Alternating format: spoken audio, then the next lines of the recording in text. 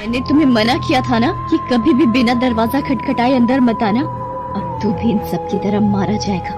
मैं तेरा खून पी जाऊंगी। सुबोध मेरे बच्चे, मैं यही तो तुझे बताना चाहती थी कि ये रूपा हमारी बहू नहीं, एक चुड़ैल है। ये पवित्र गंगा जल इसके ऊपर छिड़क दे, ये शांत हो जाएगी। एक गांव में सुबोध नाम का एक व्यक्ति शहर में नौकरी करता था। एक दिन सुबोध जब गांव वापस आ रहा था, अंधेरा बढ़ रहा था। रात के समय सुनसान इलाके से घर की ओर चला जा रहा था। तभी सड़क किनारे जंगल में किसी लड़की के रोने की आवाज सुनाई दी। ये इतनी रात में सुनसान जंगल में कौन रो रहा है? ये तो किसी लड़की के रोने की आवाज सुनाई पड़ती है।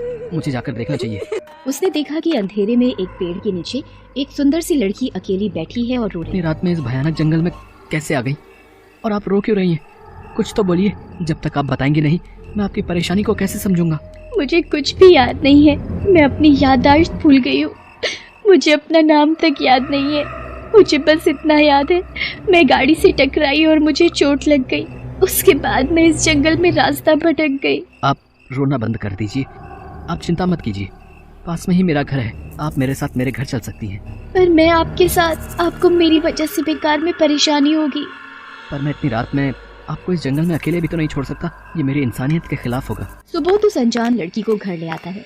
अगले ही दिन पूरे गांव में ये बात फैल जाती है कि सुबोध किसी अनजान लड़की को जंगल से लाया है। लड़की को आए 1-2 दिन बीत चुके थे।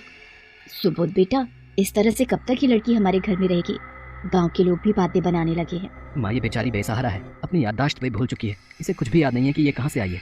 गांव वालों का कहना है कि तू इस लड़की से शादी कर ले ताकि इस लड़की को भी सहारा मिल जाए। पर माँ, इस तरह मैं कैसे हाँ कर दूं? मुझे भी एक बार लड़की से बात करनी होगी।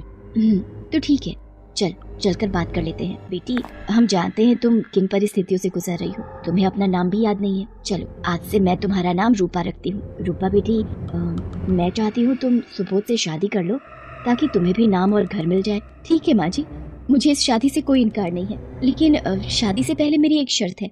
आप लोग कभी भी बिना दरवाजा खटखटाए मेरे कमरे के अंदर मत आना। लो, कर लो बात, बस इतनी सी शर्त।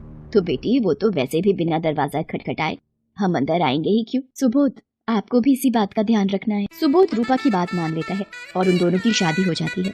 रूपा आम लड़कियों की तरह ही घर का सारा काम करती थी। सब कुछ अच्छा चल रहा था। पर एक दिन जब रूपा, सुबोध भी नहीं आया है और मैं तुम्हें अकेले सोने नहीं दे सकती। ये गाँव है, हर चीज का ध्यान रखना होता है।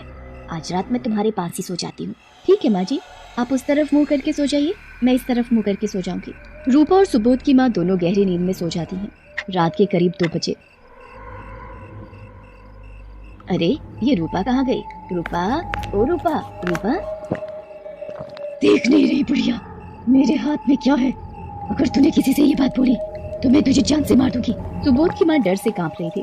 वो चुपचाप कमरे में आकर लेट जाती है। अगले दिन जब सुबोध आता है, रूपा बिल्कुल ठीक होती है, पर सुबोध की माँ अभी भी पिछली रात का सब कुछ नहीं भूल पाई थी। क्या हुआ रूपा? माँ की तबीयत ठीक नहीं है क्या? ठंड ज्यादा बढ़ गई है, इसलिए वो कंबल में आराम कर रही हैं। मैंने ही उन्हें कहा कि उन्हें आराम करना चाहिए। घर का काम तो मैं कर ही लेती हूँ, आप चाय पी लो। सुबोध की माँ सुबोध को रूपा की सच्चाई बताना चाहती थी। सुबोध, मुझे तुम्हें कुछ बताना है। पहले खाना तो खा लो माँ, फिर आराम से बात करते हैं। मैं अभी आती हूँ, तुम लोग खाओ। आज रूपा को चौंका दूंगा। उसे लग रहा होगा कि मैं शाम को आऊंगा, पर वो ये नहीं जानती कि आज मैं शहर से जल्दी वापस आ गया। लगता है रूपा कमरे में दरवाजा भीड़ कर सो रही है। चुपचाप कमरे में चला जाता हूँ। सुबोध रुक जा, अंदर मत जा।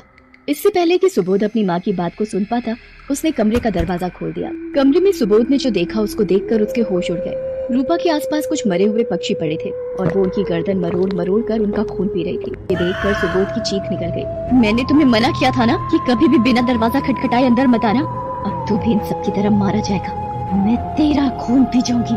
सुबोध मेरे बच्चे, मैं यही तो तुझे बताना चाहती थी कि ये रूपा हमारी बहू नहीं, एक चुड़ैल है। ये पवित्र गंगा जल इसके ऊपर छिड़क दे, ये शांत हो जाएगी। सुबोध रूपा के ऊपर गंगा जल छिड़क देता है, जिसकी बूंदें पड़ते ही रूपा बेहोश हो जाती है। सुबोध अपनी माँ के पंडित जी के पास जाता है और सारी बात बताता है। मैंने अपनी अदृश्य शक्तियों से सब जान लिया है। रूपा के ऊपर एक बुरी आत्मा का साया है। जब तक वो उसके शरीर में रहेगी तब तक रूपा ठीक नहीं हो सकती।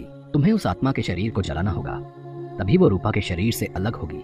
रूपा वही लड़की है जिसके माता पिता शमशान के पास वाली सड़क पर हादसे में कुछ समय पहले गुजर गए थे। रूपा बेहोश शमशान घाट में एक रात पड़ी रही। वहीं पर इसके ऊपर इस चुड़ैल ने अपना कब्जा कर लिया। तुम जल्दी से उस चुड़ैल के शरीर को अग्नि दो, तभी रूपा ठीक हो पाई। तुम पंडित जी, ये तो रूपा की बॉडी है, मैं इसे कैसे? ये चुड़ैल धोखा कर रही है। जल्दी करो सुबोध, इस जगह को जला दो। सुबोध उस जगह पर मिट्टी का तेल छिड़क कर आग लगा देता है। जैसे ही सुबोध उस जगह पर आग लगाता है, बाकी शरीर से आत्मा तड़प तड़प कर बाहर निकल जाती है। घबराने की कोई बात नहीं है, रूपा बिल्कुल ठीक है। तुम दोनों सदा खुश रहो। रूपा, घबराओ नहीं बहू, अब तुम बिल्कुल ठीक हो। आप सबने मुझे ठीक कर दिया। अगर आपकी जगह कोई और होता तो कब का मुझे मार देता। रूपा, तुमसे 7 जन्म निभाने का वादा किया है, ऐसे ही थोड़ी हिम्मत हार जाता। तुम मेरी धर्म पत्नी हो और तुम्हारा सुख दुख में साथ निभाना मेरा फर्ज है।